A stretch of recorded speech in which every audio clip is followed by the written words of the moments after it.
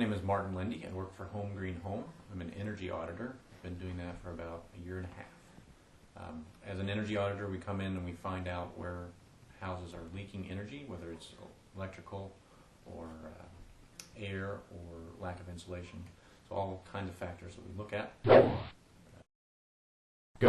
Some of the questions that I like to ask a homeowner when I first meet them are there any rooms that are hard to heat or cool?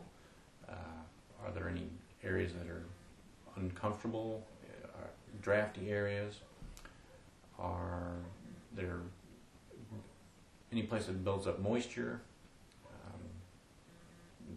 For example, in this house I saw a whole house fan, so I talked to the homeowner about that. Those are, if there are any water leaks, or if their bills are higher than they think they should be. Here we can see the ceiling joists.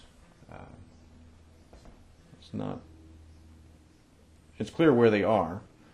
The wall is pretty much a solid blue, which means it's colder, and is also likely that there is no stud area.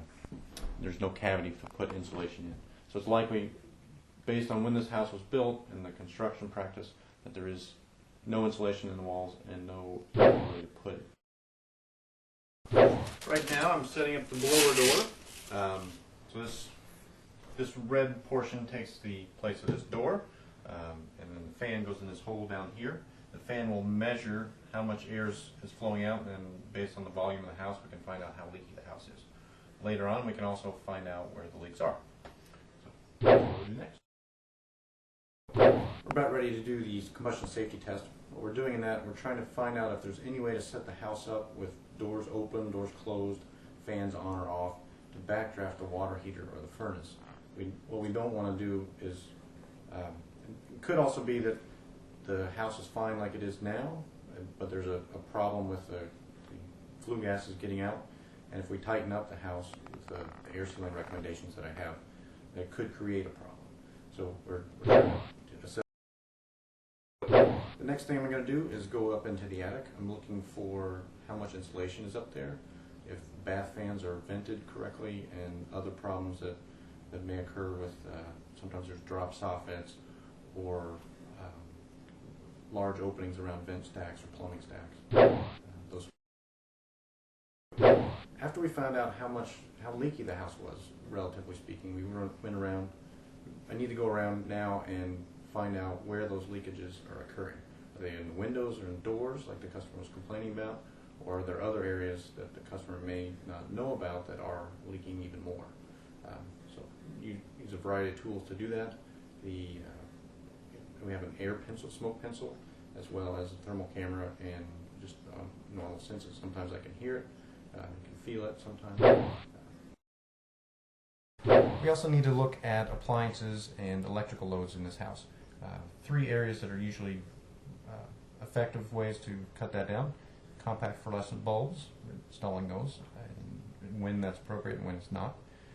Looking at the appliances and when it's a good idea to upgrade them, typically based on their service life, 8 to 12 years.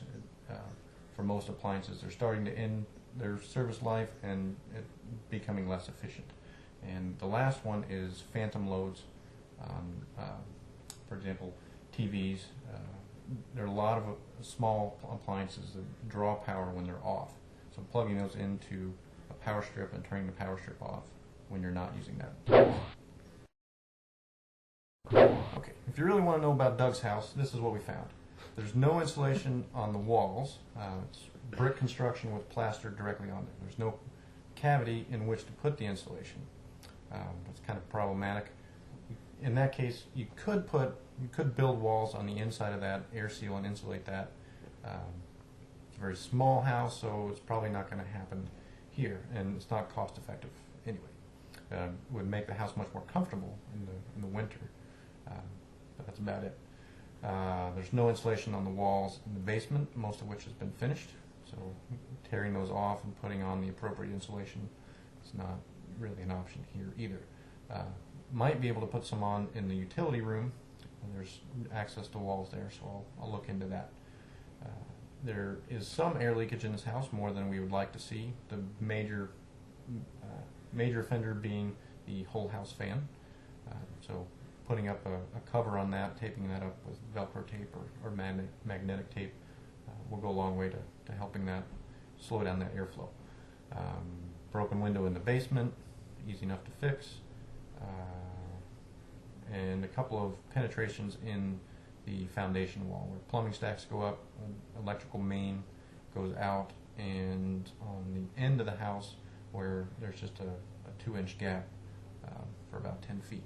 So sealing those up, and it'll be much tighter and shouldn't cost as much. Heat and cool.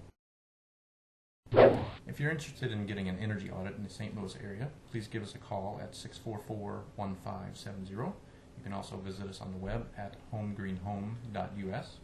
My name is Martin Lindy, and give me a call.